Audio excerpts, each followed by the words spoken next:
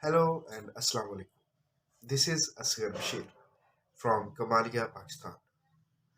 Academically, I have completed Master of Philosophy in Urdu Literature and Master in English Literature. Professionally, I have 15 years of experience of teaching Urdu in different capacities. Right now, I am working as a secondary school educator in School Education Department, Government of Punjab, Pakistan.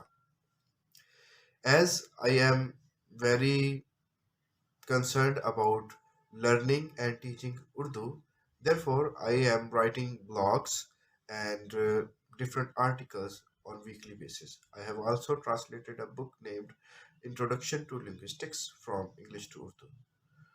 My main goals include incorporating love for Urdu and sharing a sense of Urdu literature and language with others, especially with students.